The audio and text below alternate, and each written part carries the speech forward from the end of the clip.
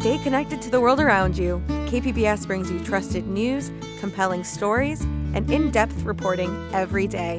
Wherever life takes you, KPBS is here, on the radio, online, and on the go. Discover more at kpbs.org.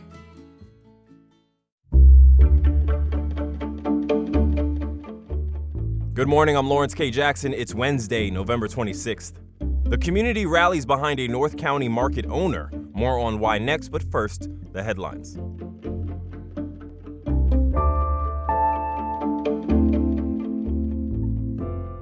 Seismologist Elise Gabriel is one of the researchers on a multi-institution team awarded with the 2025 Association for Computing Machinery Gordon Bell Prize. Gabriel's been a researcher at UC San Diego's Scripps Institution of Oceanography since 2022. The award is for the team's work on a real-time tsunami monitoring prototype. The prototype uses seafloor sensors and supercomputers to forecast tsunami wave heights. Their findings can dramatically reduce tsunami warning times by monitoring changes on the ocean floor. Gabriel says, quote, applications from the research could enable early warning systems in countries with lengthy coastlines and fewer monitoring stations than the U.S. More research findings coming out of UC San Diego, this time by way of their Rady School of Management. Chris Ovius is an associate professor at UC San Diego who studies the biological and social effects of positive emotions. And as we approach a national holiday marketed around giving thanks, research that he led confirms that saying thank you is good for you and everyone around you. The research lists 5 science-backed reasons to express gratitude. The first, gratitude makes your body ready to perform under pressure. You can look up the full list of UCSD's 5 science-backed reasons to express gratitude online. This upcoming Saturday, your San Diego FC Soccer Club will take on the Vancouver Whitecaps in the Western Conference Finals of the MLS Cup playoffs. It's a home match starting at 6 p.m. at Snapdragon Stadium. On Monday night, the team defeated Minnesota United 1-0 in front of a sold-out crowd at the stadium. The winner of Saturday's match will head to the MLS Championship. From KPBS, you're listening to San Diego News Now. Stay with me for more of the local news you need.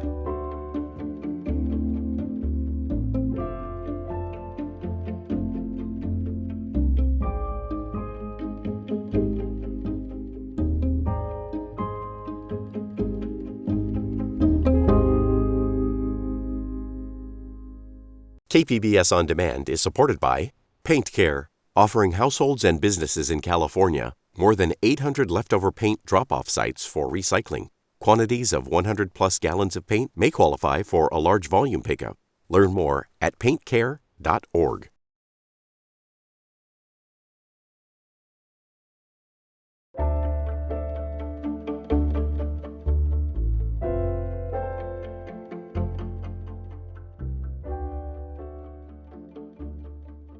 A show of support downtown Tuesday before an immigration hearing for the owner of a popular North County market.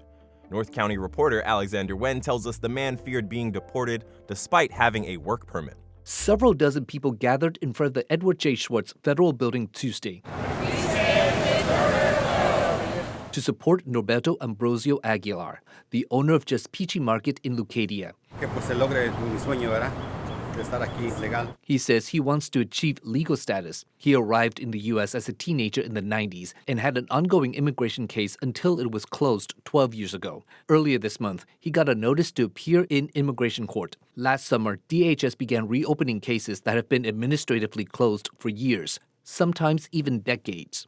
An immigration attorney told KPBS the Trump administration is sowing fear and going after low-hanging fruit to bolster its deportation numbers. Ambrosio was worried he could be deported, even though he has a work permit. He says he's putting his fate in God's hands and letting him decide. In the courtroom, the judge continued the hearing until May. Alexander Wen, KPBS News.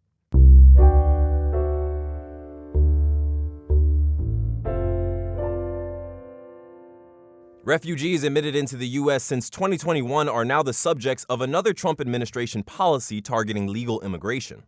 A new Department of Homeland Security policy memo orders a review of all refugees admitted to the U.S. during the Biden administration. A copy of the memo seen by KPBS also orders all refugee green card applications be paused during the review. It also applies to refugees who already have green cards. U.S. Citizenship and Immigration Services Director Joseph Edlow signed the memo. In it, Edlow accused the Biden administration of prioritizing admitting more people over screening and vetting. The International Rescue Committee disputes this. In a statement, the refugee advocacy nonprofit says refugees are vetted more intensely than any other immigrant group. Nonprofits that assist refugees say the policy will re-traumatize tens of thousands of people legally living in the U.S. A Trump administration plan to open up new oil drilling off the coast of California was met with strong bipartisan pushback Tuesday. Reporter John Carroll says a local lawmaker is introducing a bill to keep oil drilling off limits off the southern and central California coast. Given the subject, the scene couldn't have been more illustrative. On a bluff over the coast at Solana Beach, Representative Mike Levin said the Trump administration's new proposal to open up the California coast for new offshore oil drilling was a disaster in the making. He's introduced the California Coast and Ocean Protection Act to ban drilling off California forever. Levin referenced the 2021 pipeline rupture off Huntington Beach to drive home the point. It was an awful situation. Wildlife were killed, beaches were closed, fishing was shut down, small businesses were hurt, and communities were shaken. Levin says he's received bipartisan support from state and federal lawmakers across California. Whether the bill will get taken up in this session of Congress, Levin says that's not yet clear. John Carroll, KPBS News. Flu and COVID cases are expected to rise in the county as families gather for the holidays. Health officials are urging San Diegans to get vaccinated now. Health reporter Heidi DeMarco has the latest vaccination numbers. The number of people getting flu and COVID vaccines in San Diego County is far below what health officials hope for at this point in the season. Only about 1 in 5 eligible residents have gotten a flu shot, and even fewer people have gotten the updated COVID vaccine. At the same time, flu cases have been climbing since last month, from about 60 cases a week at the beginning of October to nearly 160 cases last week. UC San Diego infectious disease specialist Dr. Davey Smith has been monitoring flu activity overseas. He says it can help predict what we'll see here. Then it's going to be a pretty bad year. Japan has already hit more deaths than they had last year in terms of the flu. The UK rates are rising faster than what we saw the year and even the year before that. But he says this year's vaccine protects against the flu strain circulating now. Don't miss out on that flu vaccine this year because I think it's going to be a rough ride. He's expecting flu season in San Diego to ramp up in January or February. But with gatherings starting this week, Smith says now is the time to get protected. Heidi DeMarco, KPBS News.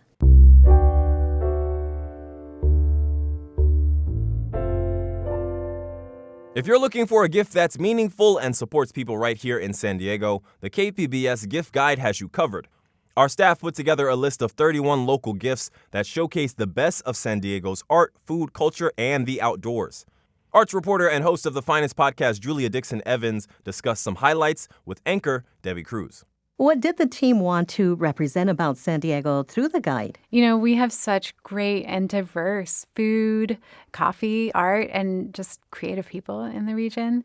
And I think a big part of what makes our art scene thrive here is the collaboration amongst all of those realms. And you can see that in the guide. I mean, an example is some collaborative workshops at Best Bud Floral and Home Ec. These are two shops that work together, bringing in local teaching artists, so local artists to do fused glass coasters or block printed table runners. Another pick in the guide is the Bernal Books risograph printed annual calendar. It features designs by a bunch of different local artists. And the guide is kind of this love letter to San Diego. I think this is a great way to find a gift for somebody who loves San Diego, but also maybe just someone who doesn't love it yet. Okay, let's get into some more of the picks. What's one gift you really wanted to include this year? So one thing for me was a bag of coffee beans from Jacinto Coffee and Chocolate in Tijuana. It is incredible coffee. I went there, I had a latte, and immediately got back in line to buy beans to bring home. You can make a little gift set out of their coffee beans and then the bean to bar chocolate bars. The Finest podcast team, we recently took a trip to Tijuana with our Port of Entry podcast coworkers. We went for a Tijuana Design Week, and they took us here. It's right next door to this restaurant, La Carmelita. We also stopped there for tacos. So I recommend doing that also when you go shopping. And is there a pick from someone else that caught your eye? You know, one that surprised me was 3D printed earrings using the San Diego Public Library Idea Labs. They have templates to help you get started, and the staff can help you with your creations. So shout out to the public library system. You also group the guide into categories based on who you're shopping for. Can you walk us through a few of those? Yeah, one category is for the eco-conscious and sustainably minded person on your list. There's a refill store on there. There's a set of reusable bamboo utensils, even a farm CSA. We also have a category for a foodie. You can find pig candy, baking supplies, coffee. And we have one for a creative person or like a crafter in your life. So you can give those workshops or supplies to support their creative pursuits. Awesome. For the people who have everything, are there any hands-on experiences or non-traditional gifts in the mix? Yeah, one of my suggestions was the Cleveland National Forest Adventure Pass, which allows you to park at any trailhead in Mount Laguna or any of the other Southern California national forests. This is cheap. It's like $30. It's a great gift for a hiker, mountain biker, trail runner. We also have disc golf, tandem paragliding flights at Torrey Pines. Yeah, there's a couple of experience things on there too. On unique ideas, sometimes you just don't think about experiences over, an actual physical gift. Right. What else do you want people to know before they dive into the guide? I mean, I like to think of it as more than just a shopping list. It's also like this little map of surprising and creative things about this region. And one more thing I'll note is I was also looking through last year's guide, and most of the things in that one are still available. They're still great ideas. So we've linked to that one too for more options. Well, you can find the complete gift guide on our website at kpbs.org/gift guide. I've been speaking with KPBS arts reporter and host of the Finest podcast, Julia Dixon Evans. Julia, thank you. Thank you, Debbie. That was arts reporter Julia Dixon Evans with ATC anchor Debbie Cruz. On Friday, Graffiti Gardens in Encanto will host the second annual Black Friday Artist Market. Arts reporter Beth Accomando explains how artist Max Moses is challenging traditional ideas about Black Friday consumerism. Max Moses is an acclaimed artist and the art director of Graffiti Gardens in the San Diego Black Arts and Culture District. Last year, he had an idea to reimagine Black Friday. And it's like, Black Friday, I was like, it's black. Like, we need to take that over as black people. Let's take Black Friday over. You celebrate black culture, you celebrate black community, you celebrate black economics. Really ingrain that in the culture. I want to take over that idea of Black Friday to be like an economic movement, a black consciousness movement, a black love movement. For the event, Moses will be partnering with artist Brandon Flowers and Marilyn Harvey of Ambinio Book Bar to bring art, food, music, and libations. There will be a market featuring a diverse group of artists, from emerging to established, all from San Diego. There will also be clothing designers offering wearable art. This year, there are activities planned where attendees can sketch a live model. The event runs from 2 p.m. to 9 p.m. on November 28th at Graffiti Gardens. Beth Accomando, KPBS News. That is it for the podcast today. As always, you can find more San Diego news online at kpbs.org. I'm Lawrence K. Jackson. Thanks for listening and subscribing. By doing so, you're supporting public media, and I thank you for that. Have a great day.